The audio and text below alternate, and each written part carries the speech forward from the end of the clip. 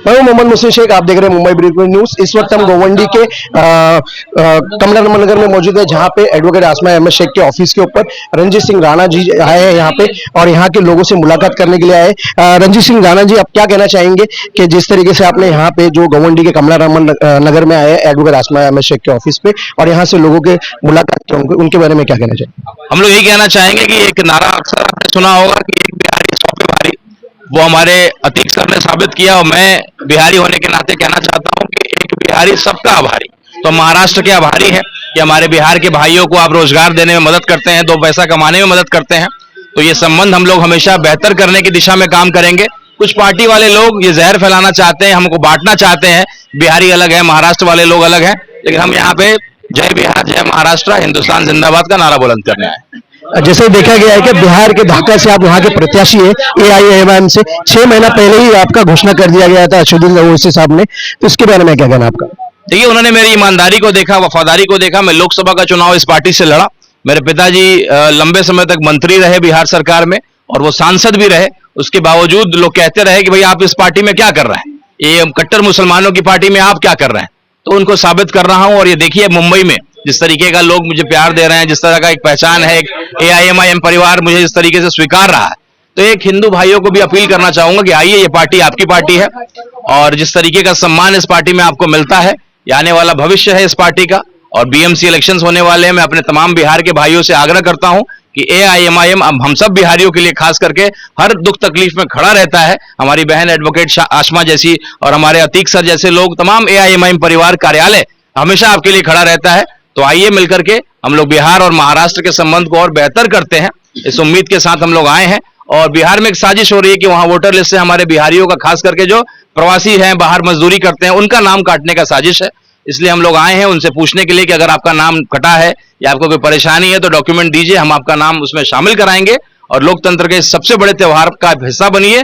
और एक क्रांति जो होने जा रहा है, चूंकि ढाका पे पूरे देश की नजर है, लोग देख रहे हैं कि ये कट्टर मुस्लिम पार्टी कही जाने वाली पार्टी है और अपने एक हिंदू उम्मीदवार को 6 महीना पहले बैरिस्टर साहब ने घोषित किया है।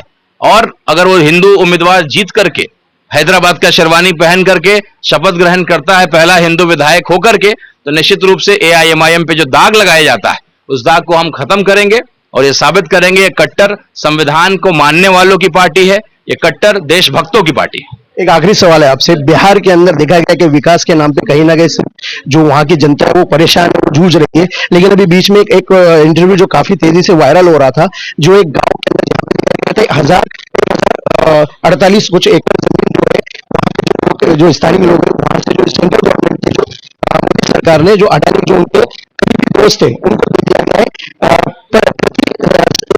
के 1 रुपये 33 साल के कुछ लीज के ऊपर दे दिया गया है और वहां पे जो जनता उनको कहीं ना कहीं इस तरीके से उनको पूरा मुआवजा नहीं मिला है, तो उसके बारे में क्या कहना चाहोगे? देखिए, अगर ये सोचते हैं कि बिहार के लोग सबसे बेवकूफ हैं और तो इसका जवाब उनको इस चुनाव में हो जाएगा। आज तक भाजपा अपने बिना बैसाखी के बिहार में खड़ी नहीं हुई है, ये इतिहास गवाह है। और बिहार जो है लोकतंत्र की जननी कही जाती है, चाणक्य की धरती कही जाती है और हमेशा बीजेपी या NDA को उसकी जो है सच्चाई, उसको आईना दिखाने का काम किया है। हमारे कपड़ा मंत्री हैं गिरिराज सिंह, केवल हिंदू मुसलमान में लड़वाने का काम करते हैं। इसके यहां से सामान खरीदो, उसके यहां से सामान मत खरीदो, लेकिन अगर आप कपड़ा का इंडस्ट्री लगा दीजिए। मैं गया था कल उल्लासनगर, मैं गया था भिवंडी, मेरे बिहार के लगभग हजारों लोग वहां पे काम करते हैं, कारीगरी करते हैं। ये गर्व का विषय है कि बिहारियों का बना हुआ बैग, बना हुआ पैंट, बना हुआ जीन्स पूरा देश पहन रहा है।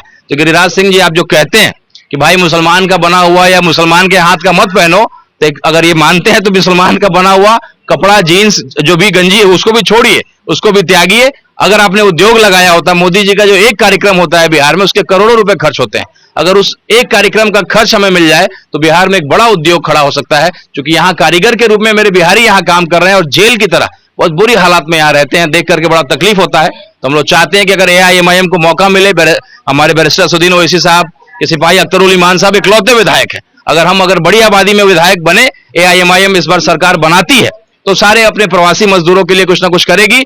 एक उनका महानगर मुंबई में भी कार्यालय होगा, हेड ऑफिस, और एक कारखाना बिहार में भी बने, ये हम लोग चाहते हैं।